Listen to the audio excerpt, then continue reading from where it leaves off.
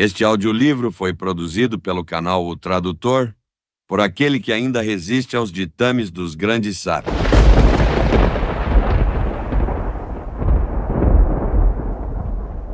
Capítulo 14 da parte 3. Do igualitarismo à cleptocracia. Em 1979, enquanto eu e alguns amigos missionários sobrevoávamos uma distante bacia pantanosa da Nova Guiné, notei algumas cabanas muito afastadas. O piloto explicou-me que, em algum lugar naquela expansão barrenta abaixo de nós, um grupo de caçadores de crocodilo indonésios havia encontrado recentemente um grupo de nômades.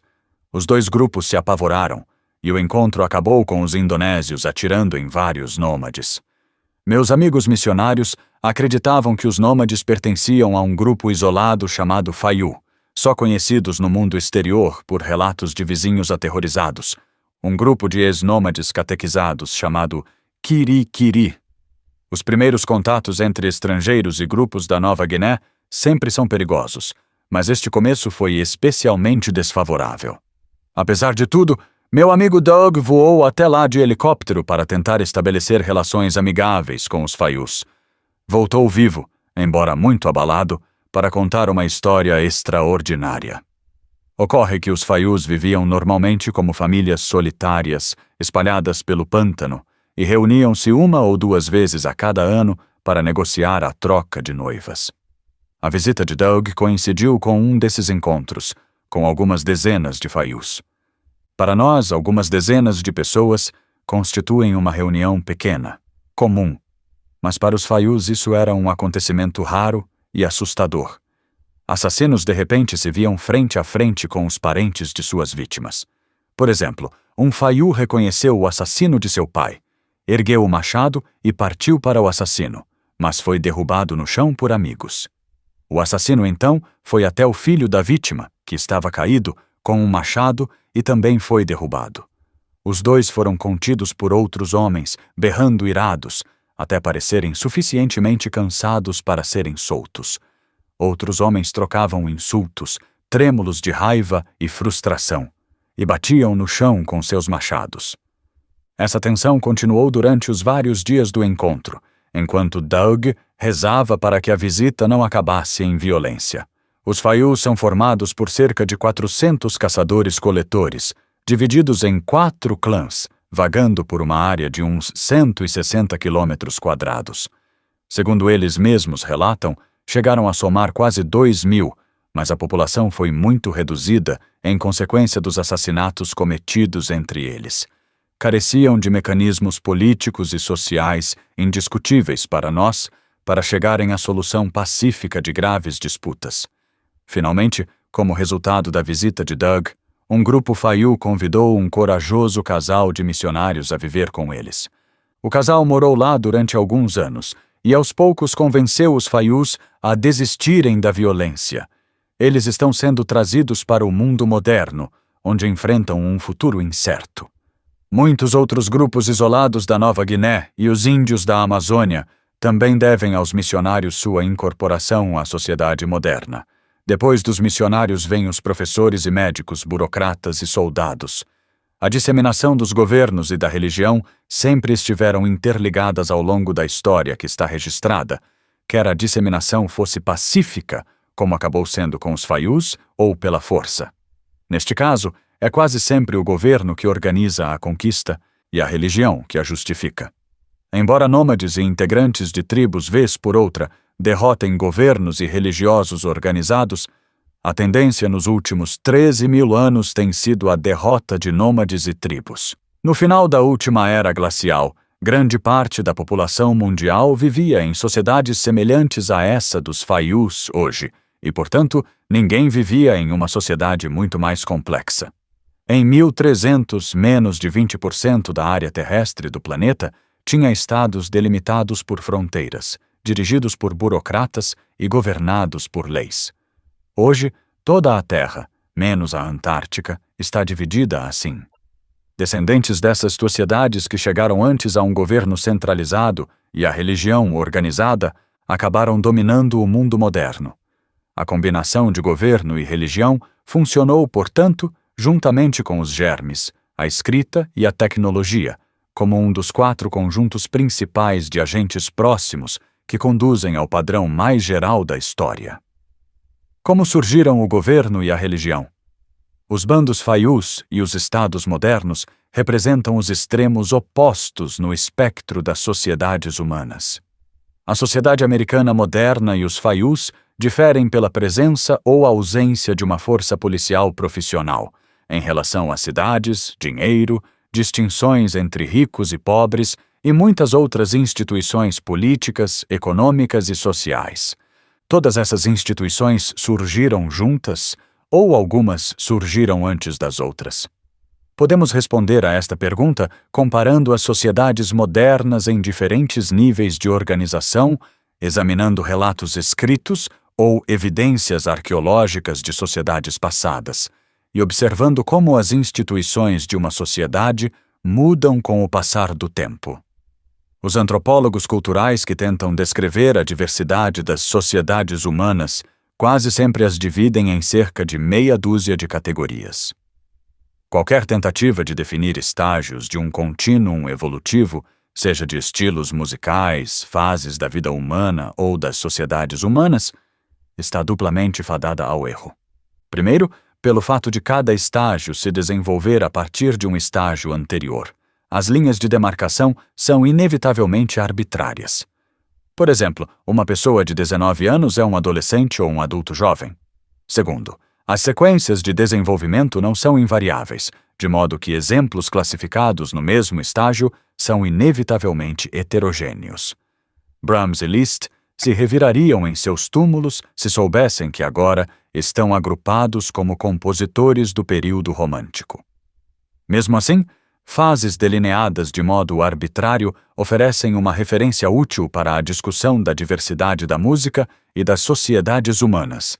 Sem esquecer das precauções acima, seguindo esse espírito, usaremos uma classificação simples, baseada em apenas 4 categorias, para entender as sociedades: bando, tribo acéfala, tribo centralizada e estado. Bandos são as menores sociedades, que normalmente variam de 5 a 80 pessoas, quase todas parentes próximos por nascimento ou casamento. Um bando é, na realidade, uma família ampliada ou várias famílias ampliadas interligadas. Hoje, os bandos que ainda vivem de modo autônomo estão praticamente confinados às partes mais remotas da Nova Guiné e da Amazônia.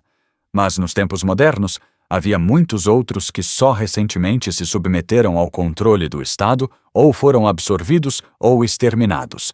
Entre eles estão a maioria dos pigmeus africanos, os caçadores-coletores do sul da África, também chamados bosquímanos, os aborígenes australianos, os esquimós, inuit e índios de algumas áreas das Américas pobres em recursos como a Terra do Fogo e as florestas boreais.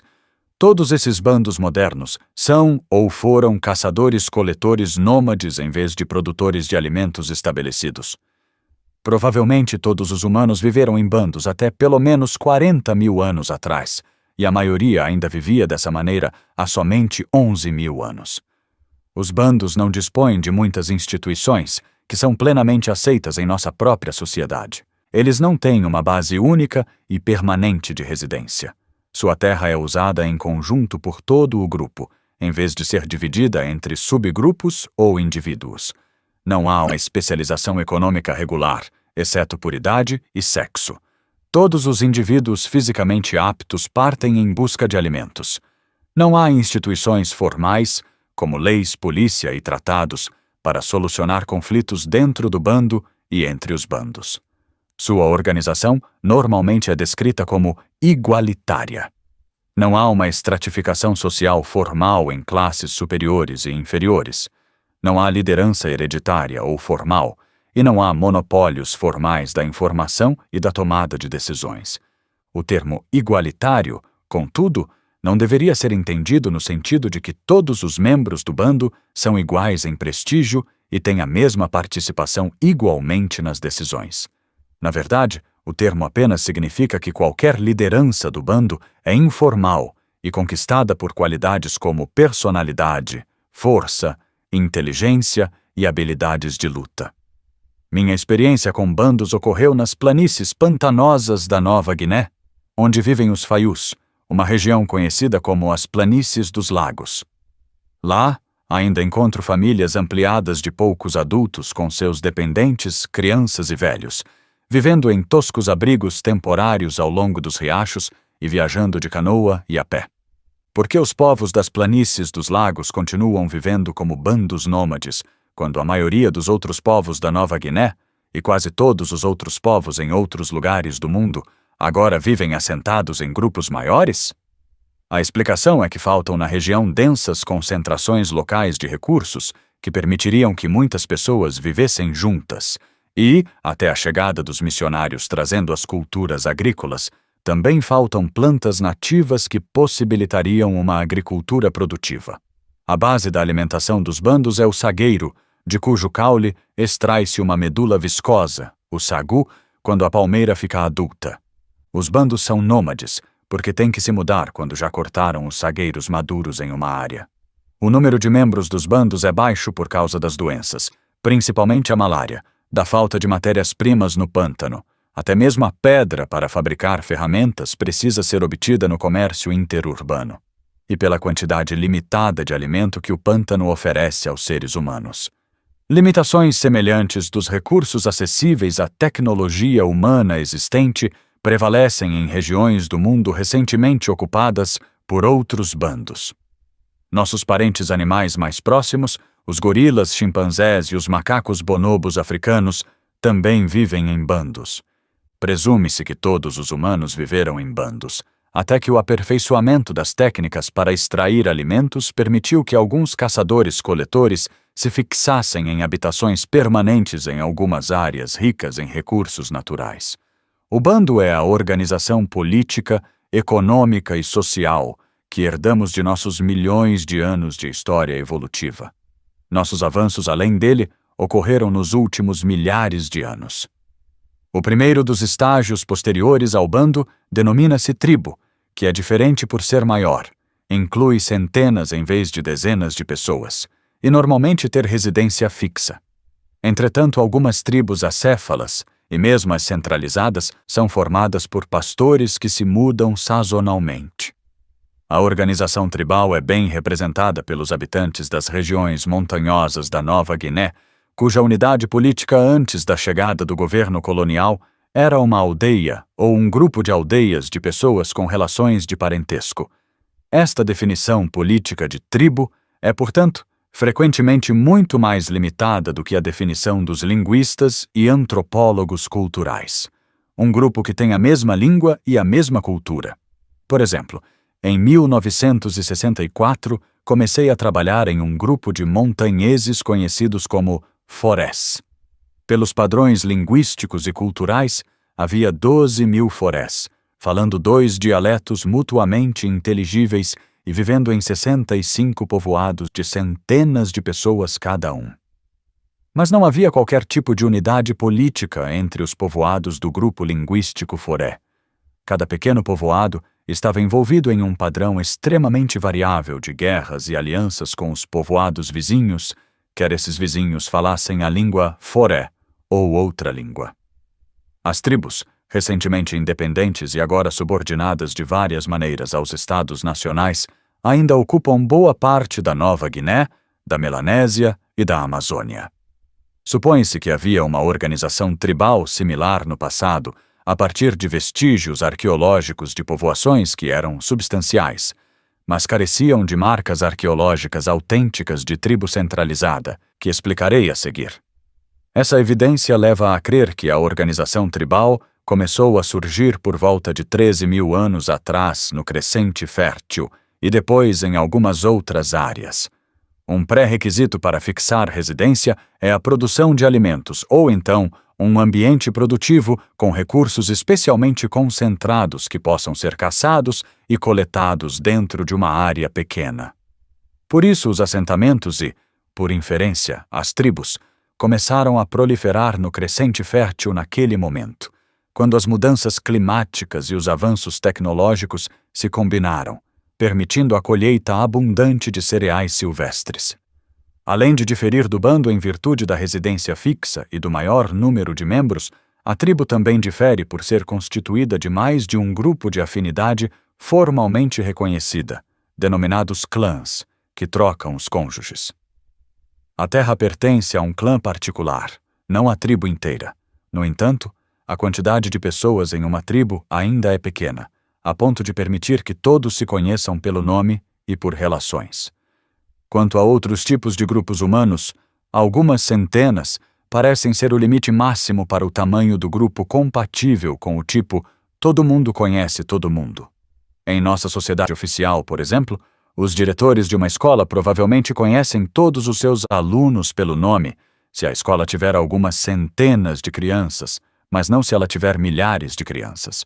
Uma explicação para o fato de a organização de governo ter tendência a passar de tribal acéfala para uma organização tribal centralizada em sociedades com mais de algumas centenas de membros é que a difícil questão da solução de conflitos entre estranhos fica mais complicada em grupos maiores. Um fato que complica ainda mais os possíveis problemas na solução de conflitos nas tribos é que quase todos são parentes consanguíneos ou por afinidade, ou ambos. Esses laços de parentesco, interligando todos os membros da tribo, tornam desnecessárias a polícia, as leis e outras instituições usadas na solução de conflitos das sociedades maiores, já que aqueles que entram numa discussão terão muitos parentes comuns a pressioná-los para que evitem a violência.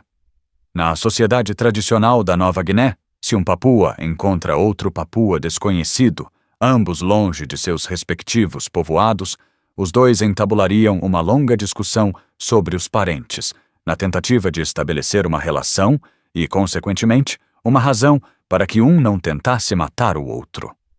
Apesar de todas essas diferenças entre bandos e tribos, ainda restam muitas semelhanças. As tribos acéfalas ainda preservam um sistema de governo informal e igualitário. A informação e a tomada de decisão são da comunidade. Nas regiões montanhosas da Nova Guiné, assisti a reuniões com a presença de todos os adultos do povoado, sentados no chão, e as pessoas faziam discursos, sem qualquer sinal de alguém presidindo a discussão. Muitos povoados nessas regiões têm alguém conhecido como o Homem Grande, o mais influente da vila. Mas essa posição não é um cargo formal a ser preenchido, e seu poder é limitado. O Homem Grande não tem autoridade para tomar decisões sozinho, não conhece nenhum segredo diplomático e não pode fazer mais do que tentar controlar as decisões comunais. Os homens grandes conquistam esse status por seus próprios atributos. O posto não é herdado. As tribos também compartilham com os bandos um sistema social igualitário, sem uma hierarquia de linhagem ou classe. O status não só não é herdado como nenhum membro de uma tribo ou bando tradicional pode enriquecer mais do que os outros pelos próprios esforços, pois cada indivíduo tem deveres e obrigações para com muitos outros. Por isso é impossível para um visitante adivinhar, pela aparência, qual dos homens adultos da vila é o Homem Grande. Ele vive no mesmo tipo de cabana, usa as mesmas roupas ou adornos, ou está despido, como todos os outros. Como os bandos, as tribos não têm burocracia, força policial e impostos. Sua economia se baseia na troca informal entre indivíduos ou famílias, e não na redistribuição de um tributo pago à autoridade central. A especialização econômica é superficial. Faltam artífices especializados em tempo integral e todos os adultos fisicamente capazes, inclusive o Homem Grande, participam do cultivo, da coleta ou da caça dos alimentos. Lembro-me de uma ocasião em que eu estava atravessando uma horta nas Ilhas Salomão e notei um homem cavando e acenando de longe para mim. Para minha surpresa, percebi que era o meu amigo Faletal. Ele era o entalhador mais famoso de Salomão, um artista de grande originalidade, mas isso não o livrava da necessidade de cultivar suas próprias batatas doces. Assim como faltam especialistas econômicos às tribos, também faltam os escravos, porque não há trabalho subalterno especializado para um escravo executar. Assim como os compositores do período clássico variam de Bach a Schubert, cobrindo toda a gama, de compositores barrocos a românticos, as tribos também variam de bandos, em um extremo, as tribos centralizadas, no extremo oposto. Em particular, o papel do homem grande em uma tribo acéfala na divisão da carne de porcos sacrificados para os banquetes prolonga-se no papel dos chefes na coleta e redistribuição de alimentos e bens, agora transformados em tributo nas tribos centralizadas. Do mesmo modo, a presença ou a ausência de arquitetura pública é, supostamente, uma das distinções entre as tribos acéfalas e as centralizadas, mas as grandes aldeias da Nova Guiné quase sempre dispõem de casas de culto, conhecidas como Haus Tamburan, no rio Sepik, que anunciam os templos das tribos centralizadas. Embora alguns bandos e tribos sobrevivam hoje em terras longínquas e ecologicamente secundárias fora do controle do Estado, as tribos centralizadas totalmente independentes desapareceram no início do século XX, porque costumavam ocupar a melhor terra, almejada pelos Estados. No entanto, a partir de 1492, as tribos centralizadas ainda estavam espalhadas por parte do leste dos Estados Unidos, em áreas produtivas da América Central e do Sul, na África subsaariana, que ainda não havia sido incorporada aos estados nativos, e em toda a Polinésia. O indício arqueológico discutido a seguir sugere que as tribos centralizadas surgiram por volta de 5.500 a.C. no Crescente Fértil, e por volta de 1000 a.C. na Mesoamérica e nos Andes. Vamos analisar os traços característicos das tribos centralizadas, muito diferentes dos estados europeus e americanos modernos, e, ao mesmo tempo, dos bandos e das sociedades tribais acéfalas simples. No que diz respeito ao tamanho da população, as tribos centralizadas eram bem maiores que as acéfalas, variando de milhares a dezenas de milhares de pessoas. Esse porte gerou um sério potencial para o conflito interno, porque, para qualquer habitante da tribo centralizada, as outras pessoas, em sua maioria, não são parentes consanguíneos ou por afinidade, nem são conhecidas pelo nome. Cerca de 7.500 anos atrás, com o aparecimento das tribos centralizadas, as pessoas tiveram que aprender pela primeira vez na história como encontrar-se regularmente com estranhos sem tentar matá-los. Parte da solução desse problema representou para uma pessoa, o chefe, o exercício do monopólio sobre o direito de usar a força. Em contraste com o homem grande de uma tribo acéfala, o chefe ocupava um posto reconhecido, preenchido por direito hereditário. Em vez da anarquia descentralizada de uma reunião na aldeia, o chefe era uma autoridade centralizada permanente, tomava todas as decisões importantes e monopolizava informações cruciais, como, por exemplo, qual era a ameaça tramada secretamente por um chefe vizinho, ou que colheita os deuses supostamente haviam prometido. Ao contrário dos homens grandes, os chefes podiam ser reconhecidos à distância por características visíveis, como um grande leque usado nas costas na ilha Rennell, no sudoeste do Pacífico. Um membro da comunidade que encontrava um chefe era obrigado a cumprir um ritual em sinal de respeito, como, no Havaí, atirar-se no chão. As ordens do chefe podiam ser transmitidas por 1 ou 2 níveis de burocratas, muitos dos quais eram subchefes. Mas, em contraste com os burocratas estatais, os burocratas das tribos centralizadas, em geral, desempenhavam funções genéricas e não especializadas. No Havaí polinésio, os mesmos burocratas, denominados konohiki, coletavam tributos e supervisionavam a irrigação e organizavam a corveia para o chefe, ao passo que as sociedades estatais têm funcionários que são cobradores de impostos, outros que são administradores distritais, além de juntas de recrutamento. A grande população de uma tribo centralizada em uma área reduzida precisava de muita comida, obtida por meio da produção de alimentos na maioria dos casos, pela coleta e pela caça em algumas áreas especialmente ricas.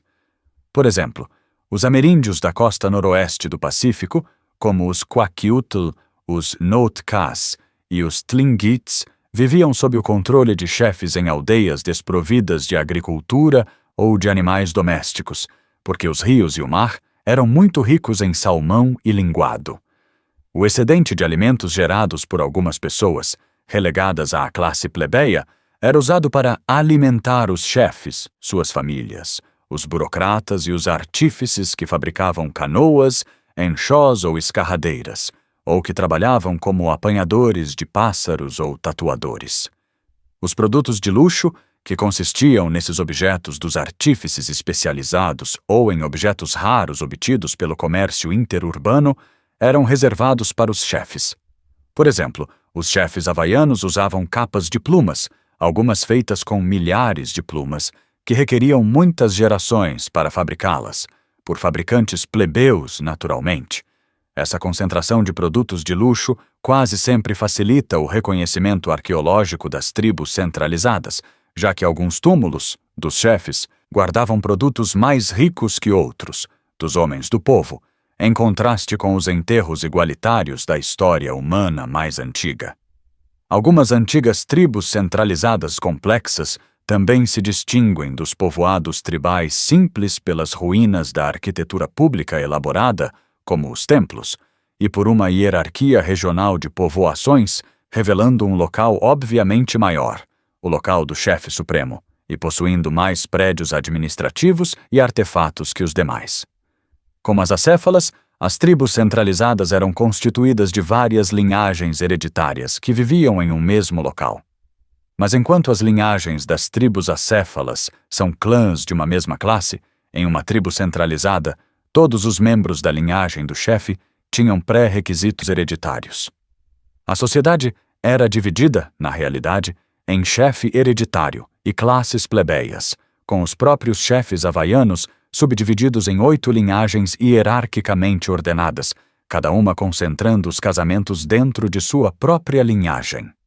Além disso, como os chefes precisavam de criados e artífices especializados, as tribos centralizadas diferiam das acéfalas por terem muitas funções que podiam ser exercidas por escravos, normalmente capturados em ataques de surpresa. A característica econômica mais marcante das tribos centralizadas era a mudança da base exclusiva de troca, característica dos bandos e das tribos acéfalas, pela qual A dá a B um presente esperando que B, num momento futuro qualquer, retribua com um presente de valor comparável. Nós, habitantes de estados modernos, aderimos a esse tipo de comportamento em aniversários e festas, mas grande parte de nosso fluxo de bens é obtido pela compra e venda baseada em dinheiro, de acordo com a lei da oferta e da procura. Embora continuando com as trocas informais não monetárias, as tribos centralizadas desenvolveram um sistema novo adicional denominado economia redistributiva. Um exemplo simples seria o de um chefe recebendo trigo de todos os agricultores na época da colheita, depois dando um banquete para todo mundo e servindo pão, ou então armazenando o trigo e redistribuindo, aos poucos na entre-safra. Quando uma parcela dos bens recebidos dos homens do povo não era redistribuída para eles, mas retida e consumida pelas linhagens principais e pelos artífices, a redistribuição passava a ser um tributo, um precursor dos impostos que apareceram pela primeira vez nas tribos centralizadas. Dos homens do povo, os chefes reivindicavam não só produtos, mas também mão de obra para a realização de obras públicas que, novamente, poderiam retornar como benefícios para o próprio povo, por exemplo, os sistemas de irrigação para ajudar a alimentar todo mundo, ou então beneficiar principalmente os chefes, por exemplo, tumbas extravagantes. Falamos genericamente sobre as tribos centralizadas, como se todas fossem iguais. Na verdade, essas tribos variavam muito de uma para outra. As maiores tendiam a ter chefes mais poderosos, mais níveis de linhagens principais, maiores distinções entre a autoridade e os homens do povo, mais retenção de tributos pelos chefes, mais categorias de burocratas e arquitetura pública mais grandiosa. Por exemplo, as sociedades nas pequenas ilhas polinésias eram muito semelhantes às sociedades tribais com um homem grande, exceto pelo fato de que o posto do chefe era hereditário. A cabana do chefe se parecia com qualquer outra cabana. Não havia burocratas ou obras públicas. O chefe redistribuía para o povo a maioria dos bens que recebia, e a terra era controlada pela comunidade. Mas nas ilhas polinésias maiores, como Havaí, Tahiti e Tonga, os chefes eram facilmente reconhecíveis por seus ornamentos. Obras públicas eram erguidas por numerosa força de trabalho.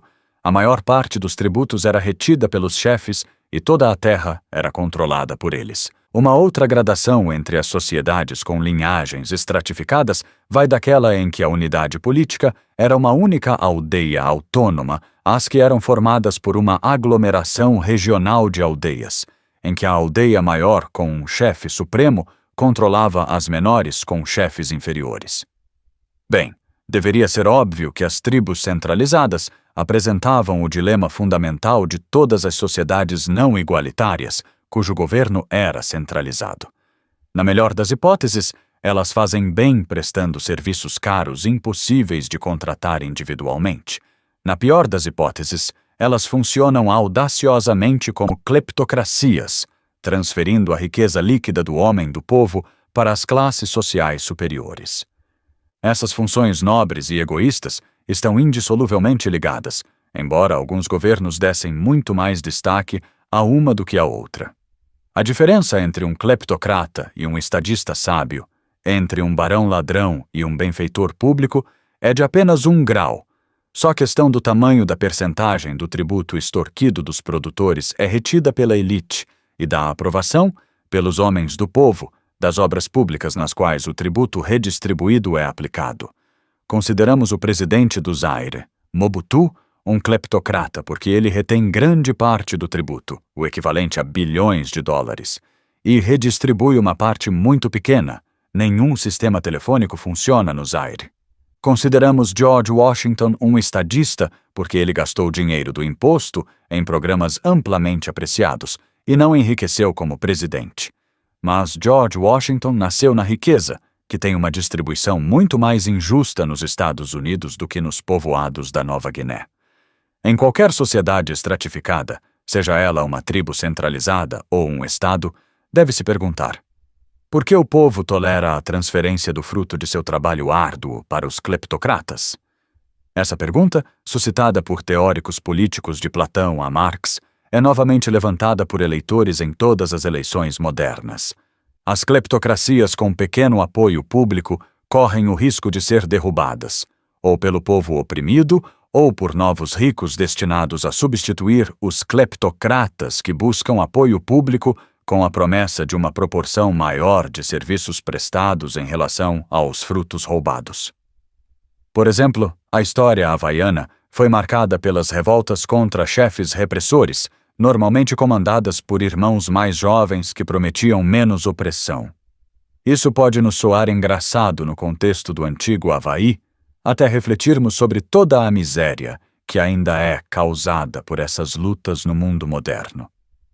O que uma elite deveria fazer para conquistar apoio popular e, ao mesmo tempo, manter um estilo de vida mais confortável que o do povo? Cleptocratas em todas as épocas recorreram a uma mistura de 4 soluções: desarmar o populacho e armar a elite. Isso é muito mais fácil nestes tempos de armamento de alta tecnologia, produzido somente nas fábricas e facilmente monopolizado por uma elite, do que nos tempos antigos das lanças e bastões feitos em casa. Fazer a massa feliz redistribuindo boa parte do tributo recebido em coisas de apelo popular. Este princípio era válido para os chefes havaianos e ainda é válido hoje para os políticos americanos. Usar o monopólio da força para promover a felicidade, mantendo a ordem pública e contendo a violência. Isso é possivelmente uma grande vantagem subestimada das sociedades centralizadas sobre as não centralizadas. Os antropólogos anteriormente julgavam que os bandos e as sociedades tribais eram dóceis e pacíficos, porque os antropólogos visitantes não observaram nenhum assassinato em um bando de 25 pessoas no decorrer de 3 anos de estudo. É claro que eles não fizeram. É fácil imaginar que um bando de 1 dúzia de adultos e 1 dúzia de crianças, sujeito às inevitáveis mortes causadas por razões habituais, que não o assassinato, não pode se perpetuar se, além disso, um de seus poucos adultos matar outro a cada 3 anos. Informações muito mais extensivas e de longo prazo sobre os bandos e as sociedades tribais revelam que o assassinato é uma causa importante de morte. Por exemplo, eu estava visitando o povo Iau da Nova Guiné, numa época em que uma antropóloga estava entrevistando as mulheres Iaus sobre suas histórias de vida.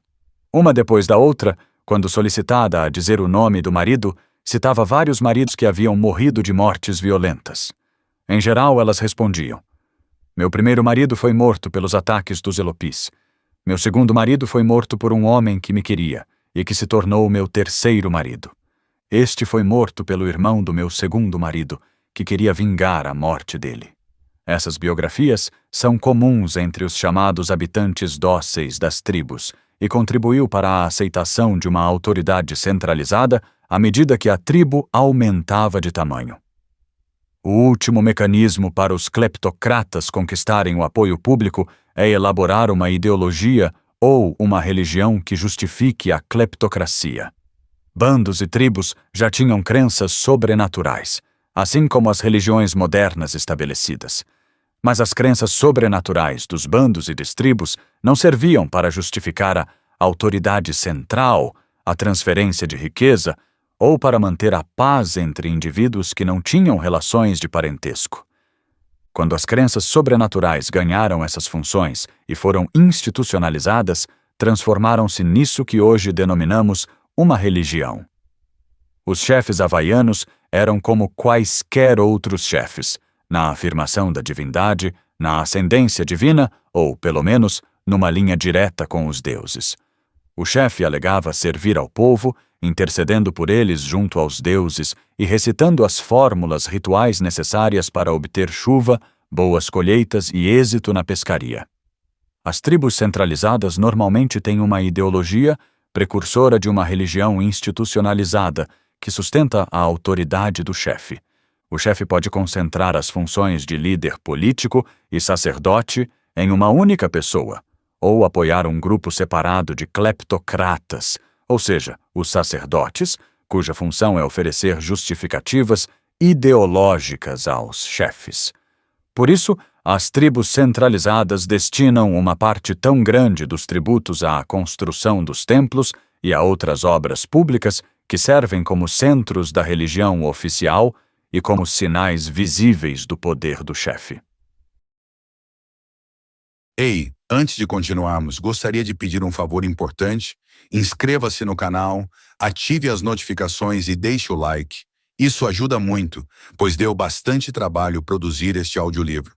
Se quiser apoiar ainda mais, dá uma olhada nos comentários ou na descrição do vídeo e veja o link do Apoia-se e do Pix. Sem o seu apoio é praticamente impossível pagar os aplicativos Eleven Labs, CapCut e outros.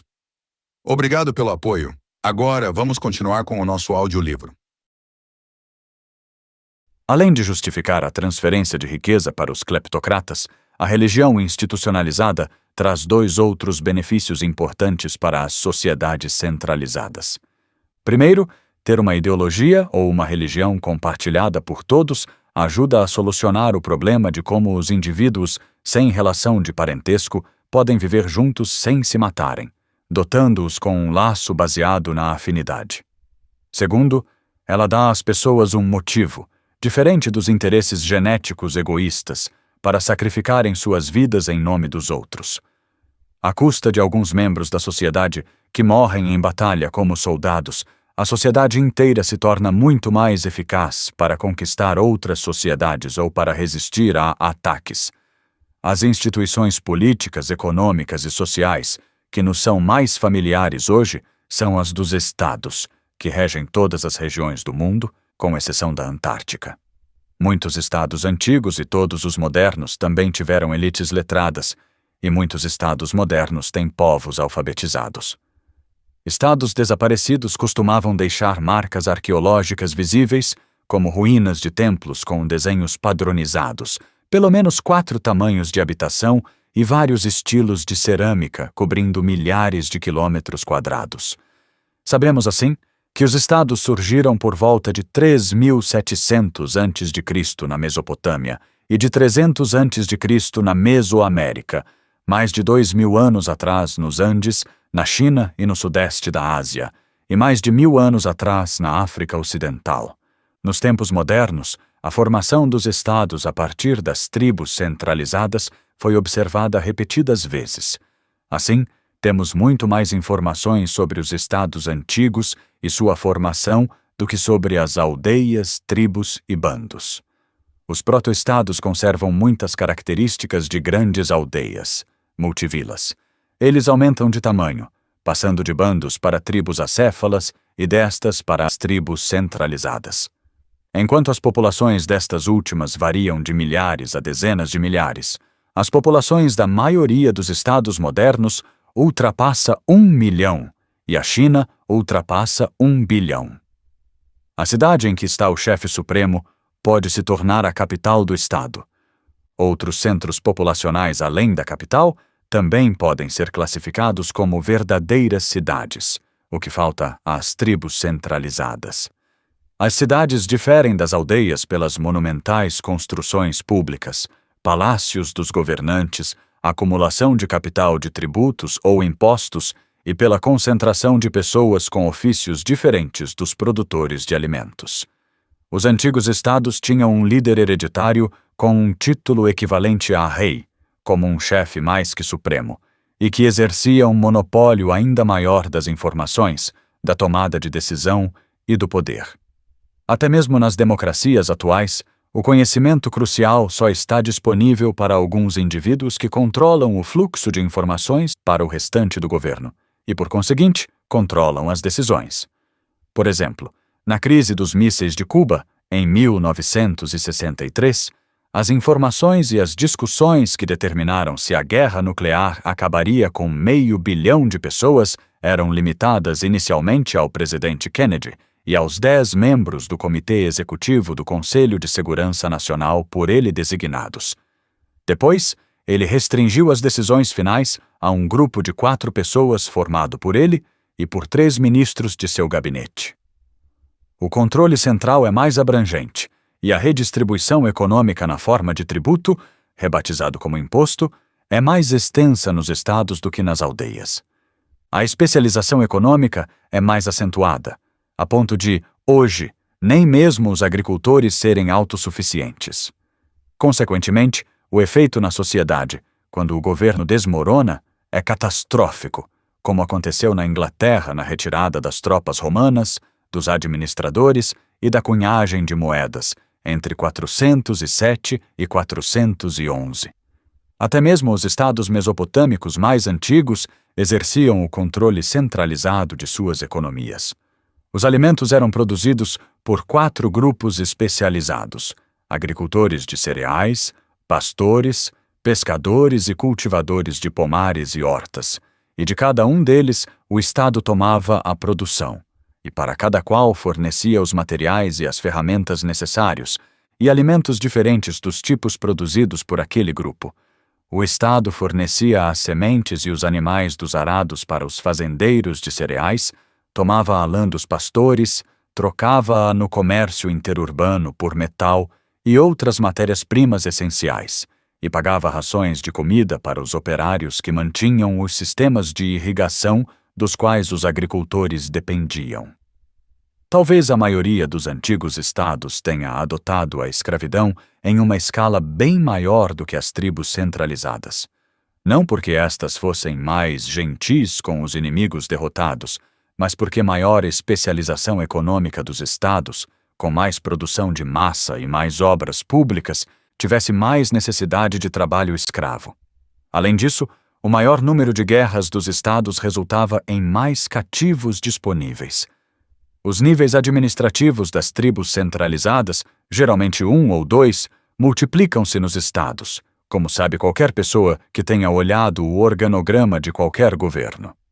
Além da proliferação dos níveis verticais de burocratas, há também a especialização horizontal. Em lugar dos konohikes que cuidavam de todos os aspectos administrativos em um distrito havaiano, os governos dos estados têm vários departamentos separados, cada um com sua própria hierarquia, para cuidar do controle da água, impostos, serviço militar, etc. Até mesmo os estados pequenos têm burocracias mais complexas que as grandes tribos centralizadas. Por exemplo, o estado africano de Maradi tinha uma administração central com mais de 130 postos preenchidos por nomeação.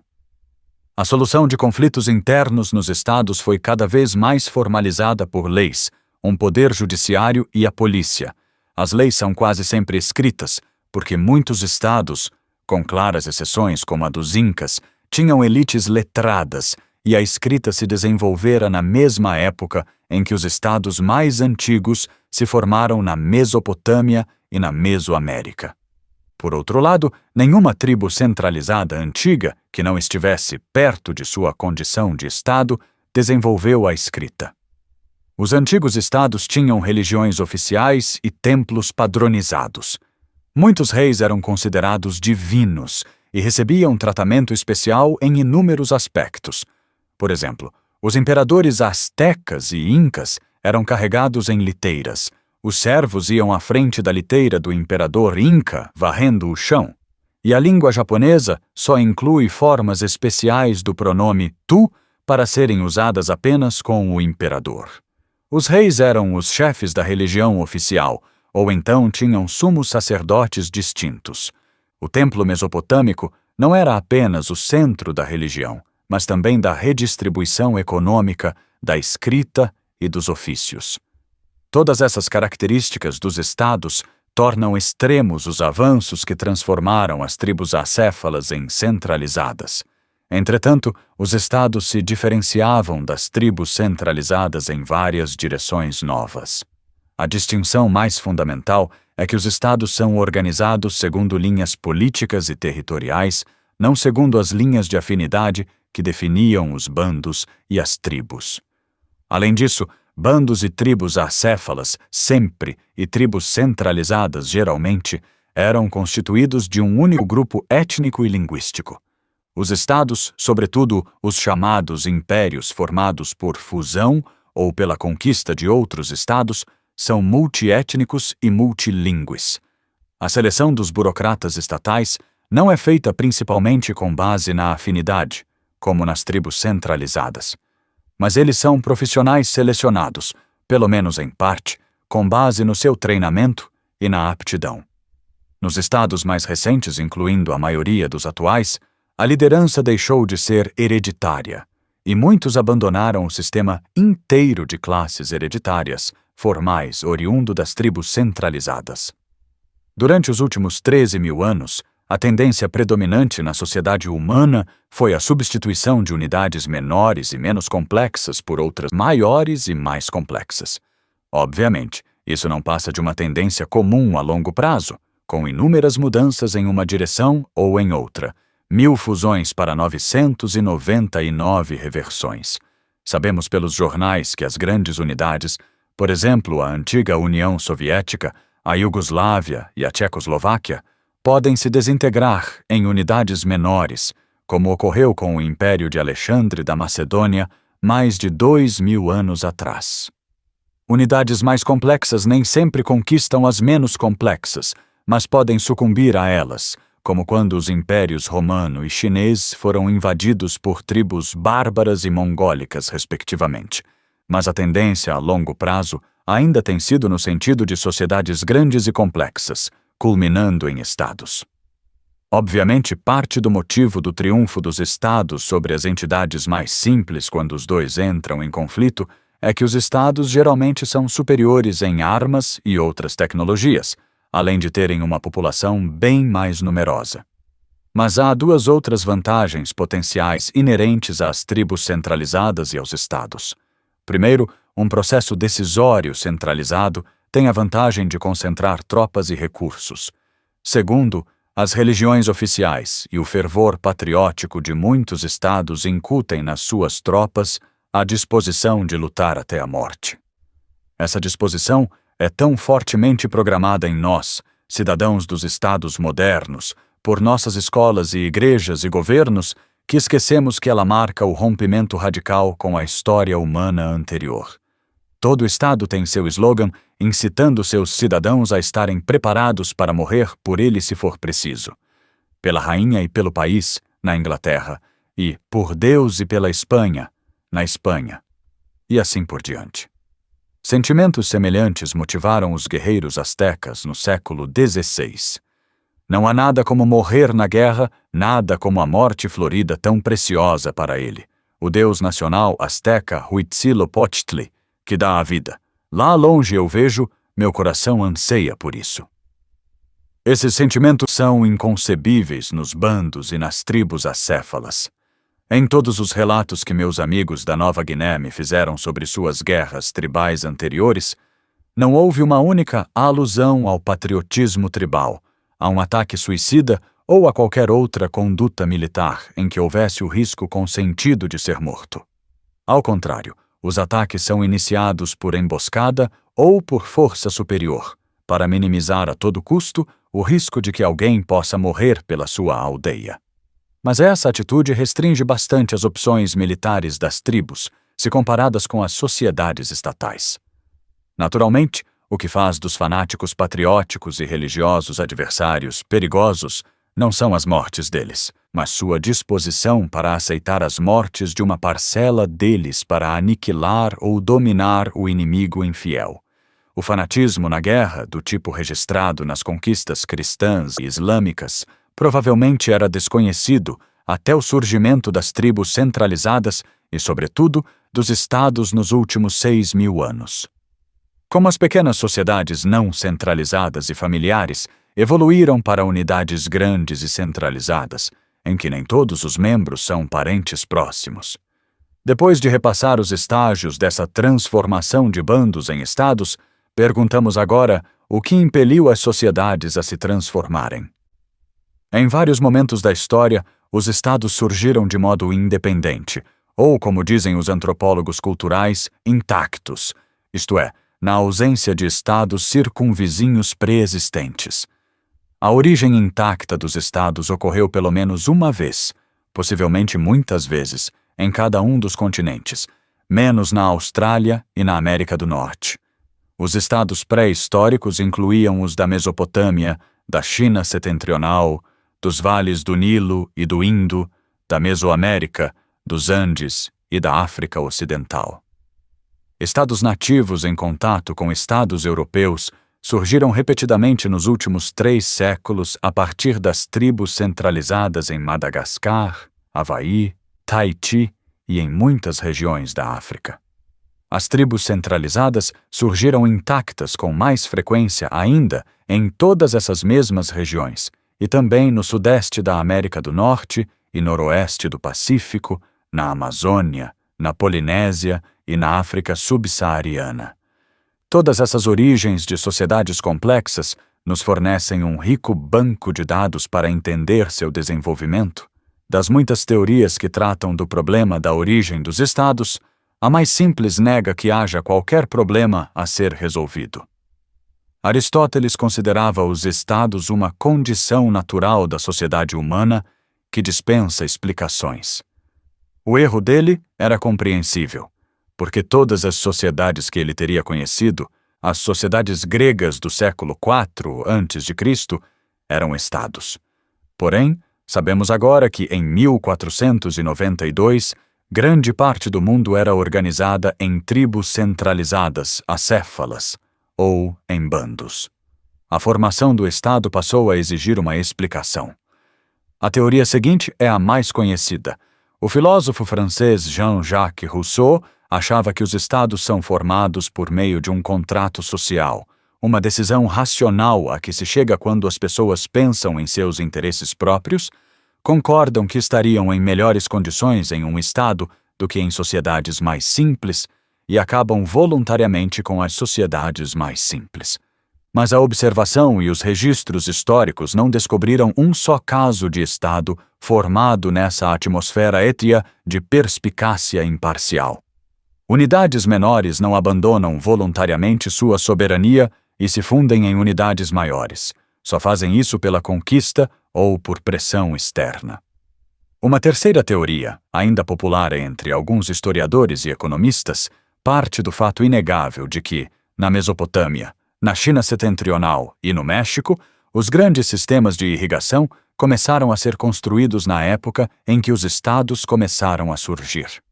A teoria também nota que qualquer sistema grande e complexo de irrigação ou controle hidráulico requer uma burocracia centralizada para construí-lo e mantê-lo. A teoria, então, transforma uma grosseira correlação observada na época em uma pretensa cadeia de causa e efeito. Supostamente, os mesopotâmicos, os chineses do norte e os mexicanos anteviram as vantagens de um grande sistema de irrigação, embora tal sistema não existisse na ocasião num raio de milhares de quilômetros ou em qualquer outro lugar do planeta para mostrar-lhes essas vantagens.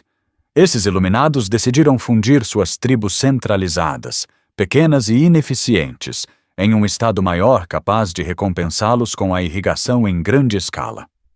No entanto, essa teoria hidráulica sobre a formação do Estado está sujeita às mesmas objeções levantadas contra as teorias do contrato social em geral. Mais especificamente, ela só trata da fase final na evolução das sociedades complexas. Não fala nada sobre o que determinou a progressão dos bandos para tribos acéfalas e destas para tribos centralizadas durante os milênios que antecederam a ideia de irrigação em grande escala. Quando examinadas em detalhe, as datas históricas ou arqueológicas não conseguem sustentar a ideia de que a irrigação foi a força motriz da formação do Estado. Na Mesopotâmia, na China setentrional, no México e em Madagascar, os sistemas de irrigação em pequena escala já existiam antes do surgimento dos estados. A construção dos grandes sistemas de irrigação não acompanhou o surgimento dos estados, e só muito mais tarde eles apareceram em cada uma dessas áreas. Na maioria dos estados formados na região dos Maias, na Mesoamérica e nos Andes, os sistemas de irrigação sempre foram pequenos, num tamanho que as comunidades locais podiam construir e manter. Assim, mesmo nas áreas onde os sistemas complexos de controle hidráulico surgiram, eles eram uma consequência secundária dos estados, que devem ter se formado por outras razões. O que, na minha opinião, parece indicar uma visão fundamentalmente correta de formação do Estado é um fato inegável e mais válido do que a correlação entre a irrigação e a formação de alguns estados. O mais forte precursor isolado da complexidade da sociedade é o tamanho da população regional. Como vimos, os bandos eram formados por algumas dezenas de indivíduos, as tribos acéfalas por algumas centenas, as centralizadas por milhares a dezenas de milhares e os estados geralmente por mais de 50 mil. Além da grosseira correlação entre o tamanho da população regional e o tipo de sociedade, bando, tribo, etc., há uma tendência mais sutil em cada uma dessas categorias, entre a população e a complexidade de sociedade. Por exemplo, que as tribos centralizadas com grandes populações são as mais centralizadas, estratificadas e complexas. Essas correlações sugerem firmemente que o tamanho da população regional, ou a densidade populacional, ou a pressão da população tem algo a ver com a formação de sociedades complexas. Mas as correlações não nos dizem com precisão como as variáveis populacionais atuam em uma cadeia de causa e efeito cujo resultado é uma sociedade complexa. Para rastrear essa cadeia, vamos lembrar como surgem as populações grandes e densas. Depois podemos verificar por que uma sociedade grande, mas simples, não conseguia se manter. Com esse pano de fundo, voltaremos finalmente à pergunta de como uma sociedade mais simples fica mais complexa à medida que a população regional aumenta. Vimos que as populações grandes ou densas só surgem quando há produção de alimentos, ou, pelo menos, condições excepcionalmente produtivas para a caça e a coleta de alimentos. Algumas sociedades produtivas de caçadores-coletores atingiram o nível organizacional de tribo centralizada, mas nenhuma chegou ao nível de Estado. Todos os estados sustentam seus cidadãos com produção de alimentos.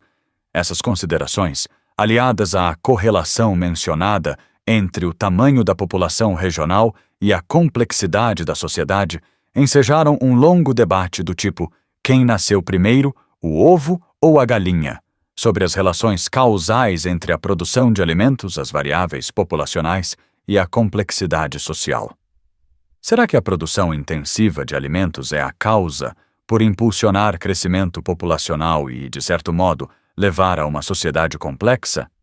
Ou, ao contrário, a causa são as populações grandes e as sociedades complexas, que, de alguma maneira, provocam a intensificação da produção de alimentos? Colocar a questão na base exclusiva do ou isso ou aquilo prejudica seu entendimento. A produção intensiva de alimentos e a complexidade social estimulam uma a outra por meio da autocatálise. Ou seja, o crescimento populacional leva à complexidade social por mecanismos que discutiremos depois, enquanto a complexidade social, por sua vez, resulta na intensificação da produção de alimentos e, portanto, causa o crescimento populacional.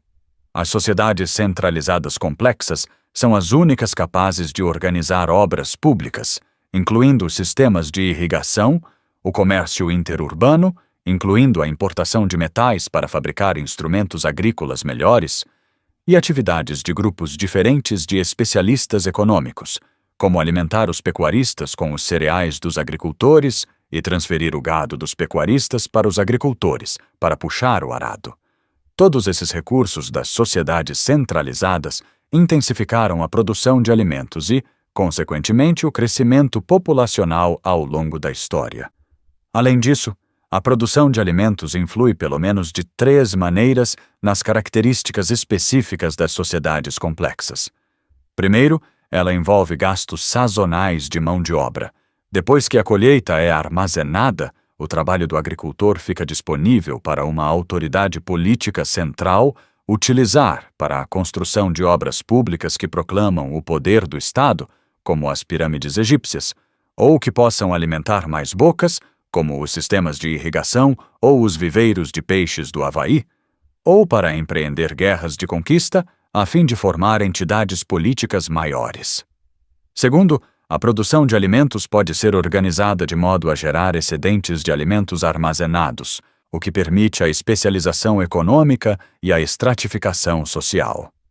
Os excedentes podem ser usados para alimentar todas as camadas de uma sociedade complexa, chefes, burocratas e outros membros da elite, escriturários, artífices e outros especialistas não produtores de alimentos, e os próprios agricultores durante os períodos em que são recrutados para a construção de obras públicas. Por fim, a produção de alimentos permite ou exige que se adote um sistema de vida sedentário, que é um pré-requisito para acumular bens substanciais, desenvolver tecnologia e ofícios sofisticados e construir obras públicas. A importância da residência fixa para uma sociedade complexa explica por que missionários e governos, sempre que estabelecem o primeiro contato com tribos nômades ou bandos da Nova Guiné ou da Amazônia, geralmente têm em vista 2 objetivos imediatos. Um deles, naturalmente, é pacificar os nômades, ou seja, dissuadi-los de matar missionários, burocratas ou uns aos outros. O segundo objetivo é induzir os nômades a viver em aldeias, de forma que os missionários e os burocratas possam encontrá-los, levar-lhes serviços como assistência médica e escolas, convertê-los e controlá-los. Desse modo, a produção de alimentos que aumenta o tamanho de população também age de muitas maneiras para tornar possíveis características das sociedades complexas. Mas isso não prova que a produção de alimentos e as grandes populações tornem inevitáveis as sociedades complexas. Como podemos explicar a observação empírica de que a organização tribal não funciona em sociedades de centenas de milhares de pessoas, e de que todas as grandes sociedades existentes têm uma organização centralizada complexa? Podemos citar pelo menos 4 razões óbvias. Uma razão é o problema do conflito entre pessoas sem laços de parentesco. Esse problema cresce de modo astronômico à medida que aumenta o número de pessoas que compõem a sociedade. As relações em um bando de 20 pessoas implicam apenas 190 interações entre 2 pessoas, 20 vezes 19 dividido por 2, mas um bando de 2.000 pessoas teria 1.999 díades.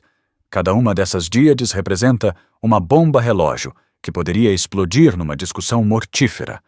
Cada assassinato num bando ou numa sociedade tribal costuma resultar numa tentativa de vingança, e começa um ciclo interminável de assassinatos e contra-assassinatos que desestabiliza a sociedade.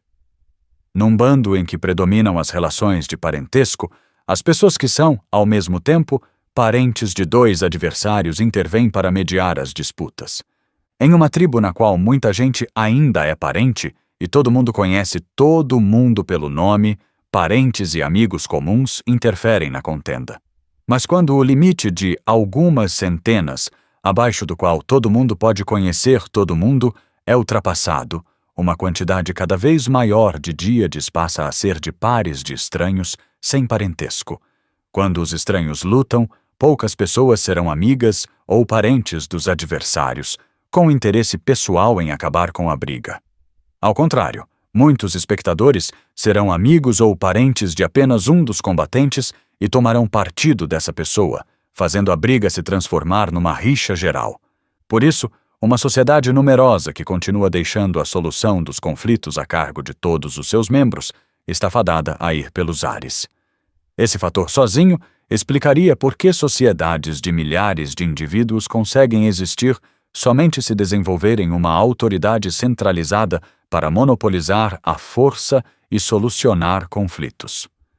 Uma segunda razão é a impossibilidade cada vez maior de uma tomada de decisão pela comunidade numa população que aumenta sempre.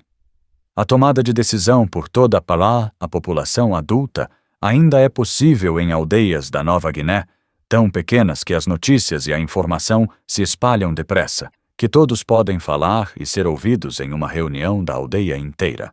Mas todos esses pré-requisitos para uma tomada de decisões comunitária tornam-se inacessíveis em comunidades maiores. Mesmo agora, nestes tempos de microfones e alto-falantes, sabemos que uma reunião de grupo não é o meio de solucionar problemas para um grupo de milhares de pessoas.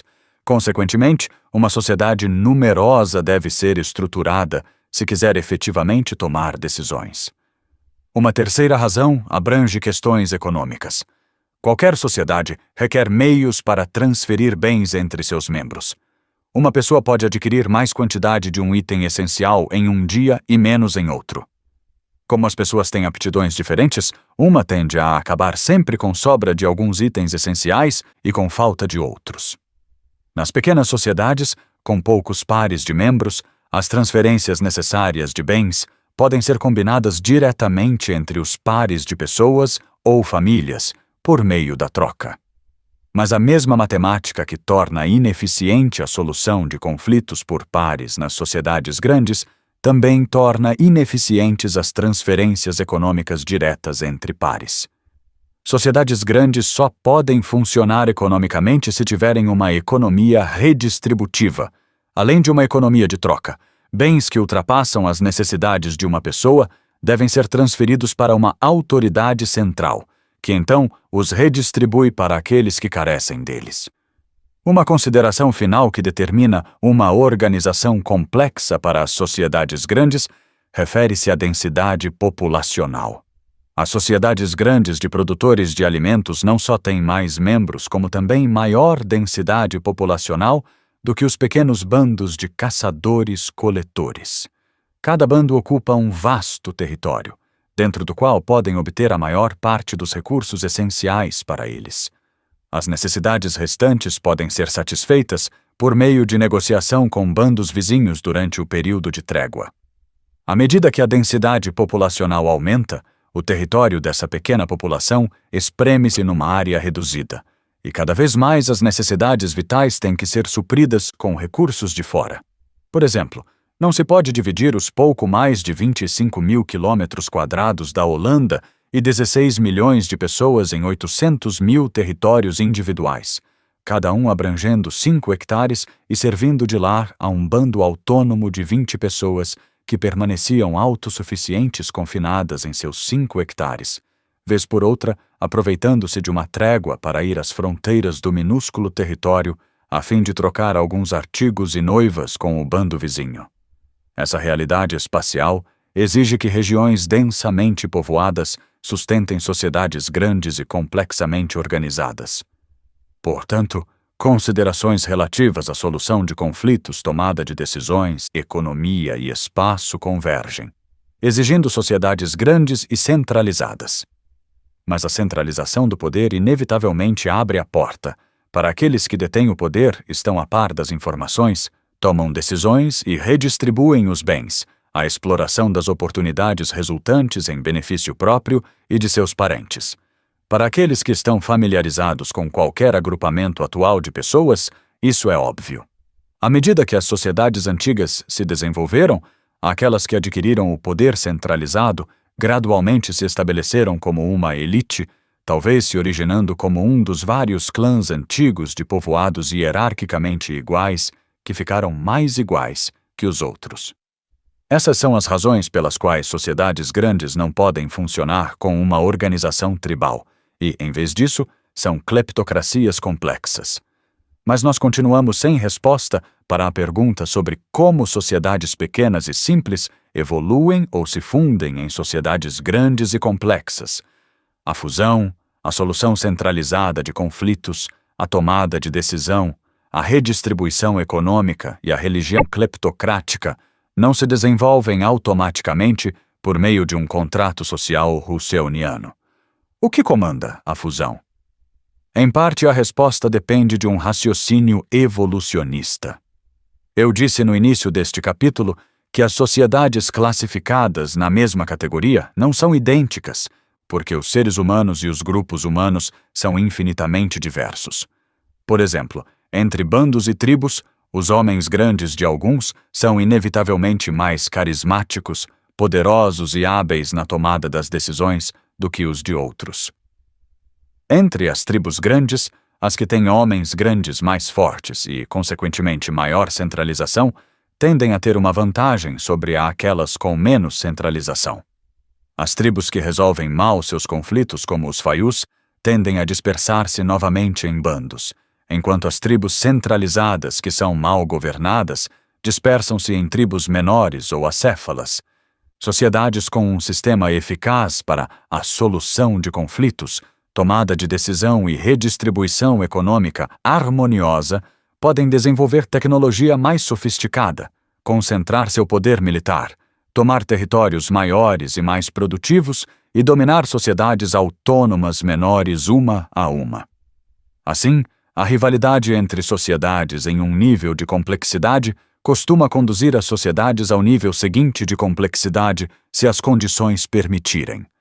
As tribos conquistam outras ou combinam-se para atingir o porte de tribos centralizadas, que novamente conquistam outras ou combinam-se para atingir o porte de estes, que também conquistam outros ou combinam-se para se transformar em impérios. De modo geral, as grandes unidades têm uma vantagem sobre as unidades pequenas individuais, se, e este é um grande se, as unidades grandes puderem resolver os problemas que acompanham o aumento de seu tamanho, como as constantes ameaças de pretendentes novos ricos à liderança, o ressentimento do povo com a cleptocracia e o aumento de problemas ligados à integração econômica. A fusão de unidades menores para formar uma unidade maior tem sido documentada histórica ou arqueologicamente. Contrariando Rousseau, essas fusões nunca ocorrem por um processo em que pequenas sociedades, voluntária e livremente, decidem se fundir para promover a felicidade de seus povos. Os líderes de pequenas sociedades, como os das grandes, são ciosos de sua independência e de suas prerrogativas. A fusão ocorre, ao contrário, de uma dessas duas maneiras: pela fusão sob ameaça de força externa ou pela conquista real. Existem inúmeros exemplos para ilustrar cada modo de fusão. A fusão feita sob ameaça de força externa é bem representada pela formação da Confederação Cherokee no sudeste dos Estados Unidos. Os Cherokees eram inicialmente divididos em 30 ou 40 tribos centralizadas independentes, cada uma formada por uma aldeia de cerca de 400 pessoas. A crescente colonização branca acarretou conflitos entre esses dois povos. Quando indivíduos Cherokees roubavam ou assaltavam os colonos e comerciantes brancos, os brancos não sabiam distinguir os culpados dentre as diferentes tribos Cherokees e retaliavam indiscriminadamente qualquer Cherokee, por meio de uma ação militar ou impedindo o comércio. Em resposta, as tribos Cherokees aos poucos viram-se obrigadas a se juntar em uma única confederação no decorrer do século XVIII. Inicialmente, em 1730, as tribos maiores escolheram um líder geral, um chefe chamado Moitoi, que foi sucedido por seu filho em 1741.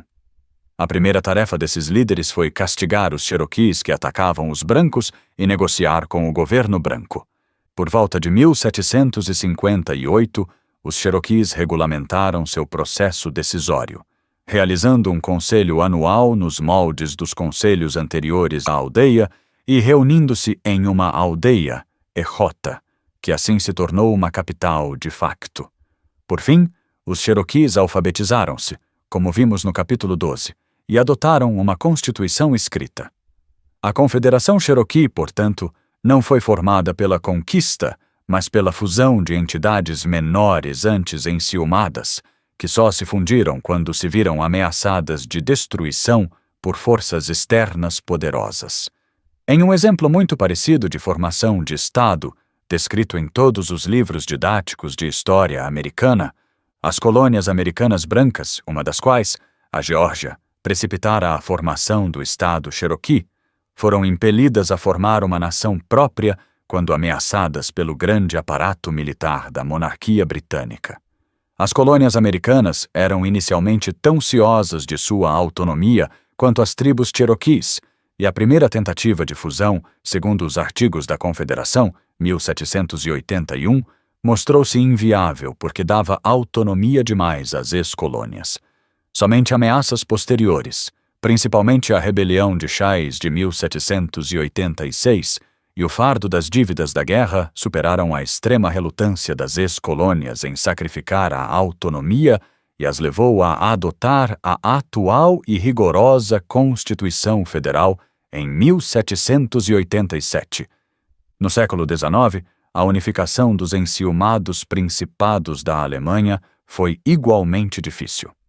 3 tentativas anteriores, o Parlamento de Frankfurt de 1848, a Confederação Germânica restabelecida em 1850 e a Confederação da Alemanha do Norte de 1866 fracassaram antes de a ameaça de declaração de guerra da França em 1870 acarretar a rendição dos principados a um governo imperial alemão central em 1871.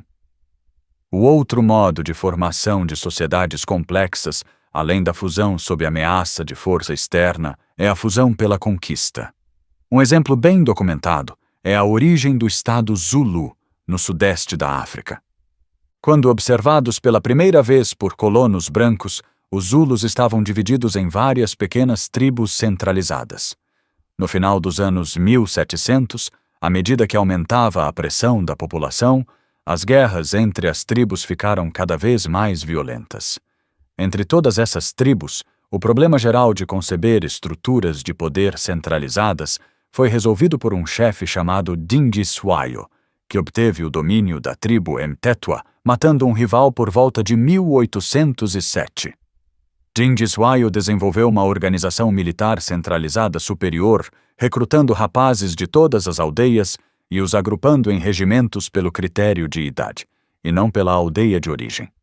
Ele também desenvolveu uma organização política centralizada superior, evitando a matança à medida que conquistava outras tribos e preservando a família do chefe conquistado, limitando-se a substituir o chefe conquistado por um parente disposto a cooperar com ele.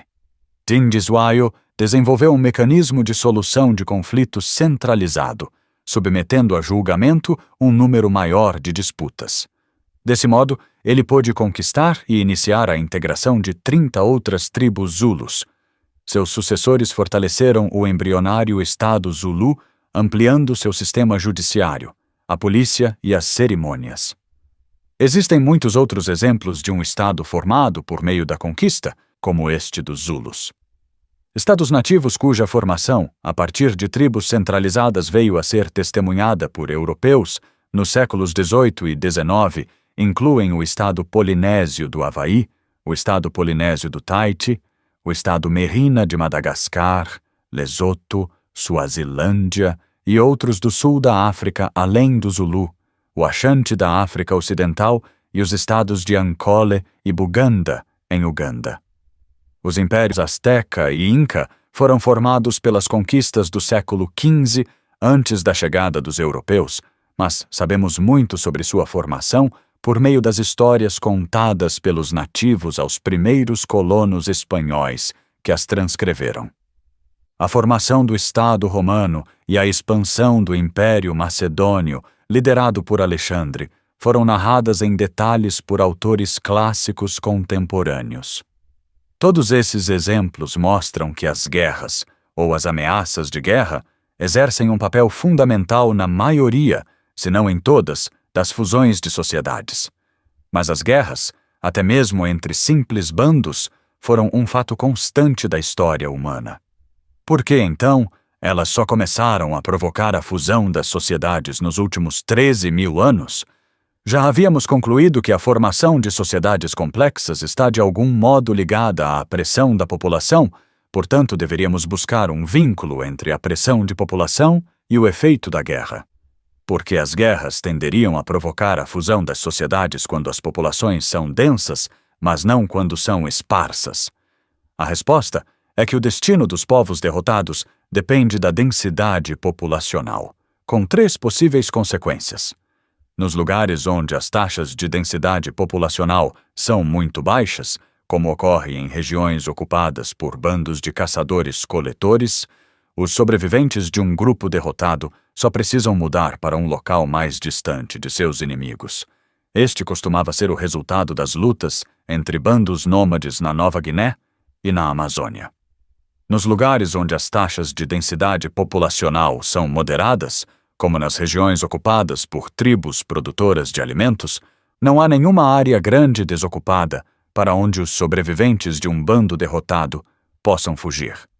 Mas sociedades tribais sem produção intensiva de alimentos não têm emprego para escravos e não produzem excedentes de alimentos suficientes para gerar muitos tributos. Por isso, os sobreviventes de uma tribo derrotada não têm utilidade alguma, a não ser a de casar com as mulheres. Os homens derrotados são mortos, e o território deles pode ser ocupado pelos vencedores. Nos lugares onde as taxas de densidade populacional são altas, como nas regiões ocupadas por estados e tribos centralizadas, os derrotados também não têm para onde fugir, mas os vencedores têm 2 opções para explorá-los quando os deixam vivos. Como as sociedades das tribos centralizadas e dos estados dispõem de especialização econômica, os derrotados podem ser usados como escravos, como ocorria normalmente nos tempos bíblicos. Por outro lado, como muitas dessas sociedades têm sistemas intensivos de produção de alimentos, capazes de produzir grandes excedentes, os vencedores podem deixar os derrotados no local, mas privando-os de autonomia política, obrigando-os a pagar tributo pelos alimentos ou bens, e fundindo sua sociedade com o Estado ou a tribo vitoriosa.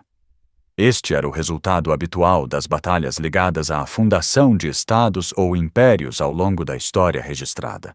Por exemplo, os conquistadores espanhóis queriam obrigar os ameríndios derrotados no México a pagar tributos, de modo que estavam muito interessados nas listas de tributos do Império Azteca.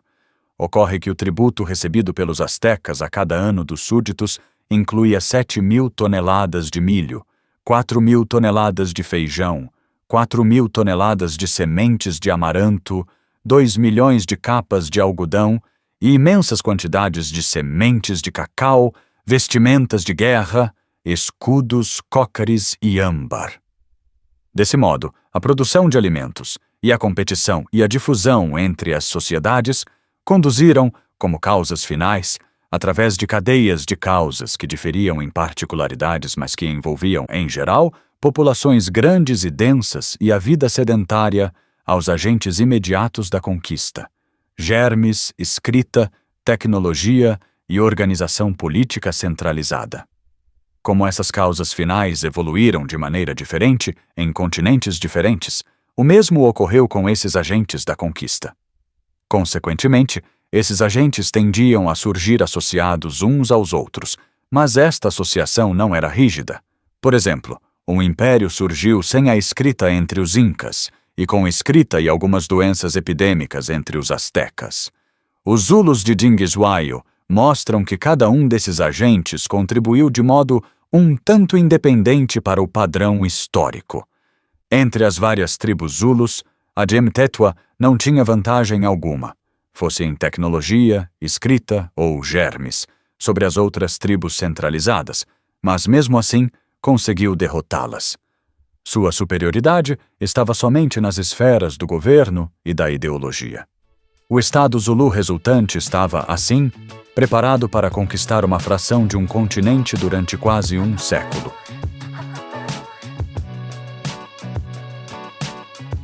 Chegamos ao final de mais um episódio do audiolivro Armas, Germes e Aço de Jared Diamond. No próximo, nos encontraremos novamente com outros excelentes capítulos que continuam lançando luz sobre os caminhos da história humana. Este projeto só existe graças a muito esforço e também a ferramentas que não são gratuitas. O Eleven Labs é pago, o CapCut é pago, o ChatGPT, que me ajuda na revisão e estruturação dos textos, também é pago. Nada disso seria possível sem esses recursos, e é por isso que o seu apoio é tão importante. Se você acredita nesse trabalho, considere apoiar. Os links do Apoia-se e do Pix estão na descrição e nos comentários.